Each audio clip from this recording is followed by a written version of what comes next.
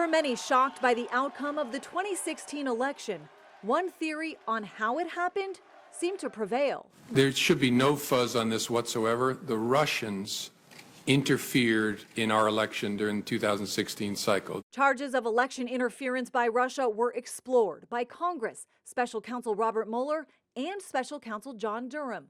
But a new report from the Office of the Director of National Intelligence assesses key intelligence was manipulated and withheld from the American people by the intelligence community, calling out former FBI Director James Comey, former Director of National Intelligence James Clapper, former CIA Director John Brennan, and former President Barack Obama, and a December 9th, 2016 National Security Council meeting. The tasks that came out of that meeting was coming from President Obama directing the intelligence community to produce an intelligence assessment that detailed not if, but how Moscow affected the outcome of the election that had already occurred, electing Donald Trump to the presidency. Gabbard suggesting a cover-up of key information about Russia's intent and capabilities, hacking into election systems and infrastructure.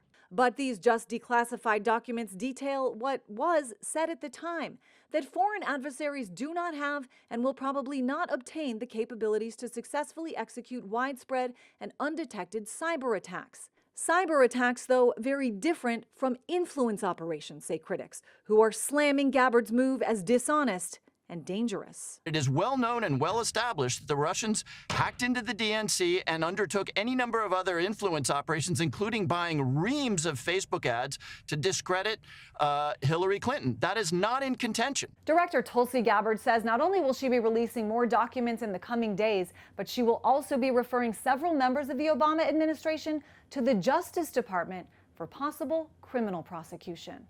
I'm Christine Frizzell reporting. Over 100 documents that we released on Friday really detail and provide evidence of how this treasonous conspiracy was directed by President Obama just weeks before he was due to leave office, after President Trump had already gotten elected.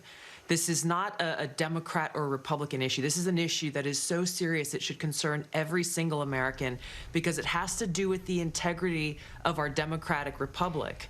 Director of National Intelligence Tulsi Gabbard said she has plenty of evidence from newly classified documents that Obama administration intelligence officials, quote, manufactured and politicized intelligence to lay the groundwork for the Trump-Russia collusion hoax after Trump again won the White House in 2016. And joining us this morning to discuss is Washington insider Armstrong Williams. Good morning to you, sir. Morning. She also mentioned that she's got whistleblowers now from the intelligence community coming forward demanding justice because they say they were so disgusted by what happened. What do you make of all this? Will we finally see some indictments in this case?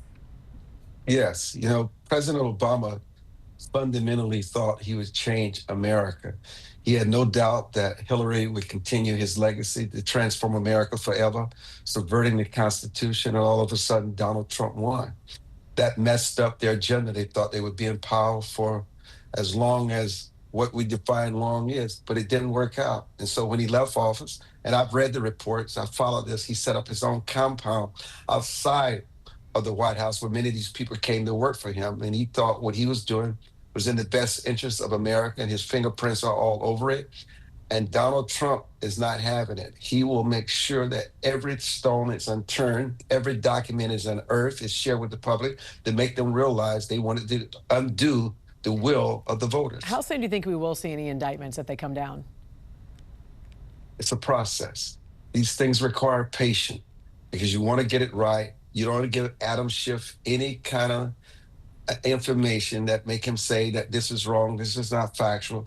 It took them this long to get us to this point. The American people just have to be patient and wait, because Tulsi Gabbard is very sincere. I'm telling you, Jan, this story is seismic. It's a tsunami. Yeah. People will be shocked at those that were connected. And the intelligence community concluded that there was no Russian hoax. They demanded they change the documents, and the forensic evidence is there. It was recorded. A lot of this data was put in place after 9/11, and Americans could see firsthand how the intelligence community covered itself because they knew someday a story like Yeah, this it's to come huge. to light, and they wanted to cover themselves. It's a very, very big story. Also, Armstrong, this morning I saw a report that Hamas is facing a financial and administrative crisis as they run out of money. What do you know about this? The money has dried up. The big individuals and people, even in the Middle East and across the world, who supported them before, there's no infrastructure. A spotlight is being shined on this, and they cannot hire operatives. They cannot continue the terrorist attacks. Their infrastructure is collapsing, and they have no way of rebuilding it. And guess what? Chickens have come home to roost, and this is a good thing. This is the Epstein saga story that's clearly never going to go away. President Trump, though, now suing the Wall Street Journal for billions of dollars after it published what it says was this letter from the early 2000s. They claim it was this message, birthday message, Jeffrey Epstein from Trump. Trump referred to it on Truth Social as a powerhouse lawsuit and historic legal action. We know he's saying this is clearly defamation, which of course you need to prove two things. One, that it's false and that it was done with malice. Were you surprised the Wall Street Journal would post this? As an owner of the Baltimore Sun, a major daily in this country, for a story like that to have been published, it would have had to come from the highest place. Donald Trump called Rupert Murdoch. He's very transparent about this and told Murdoch this story was not true.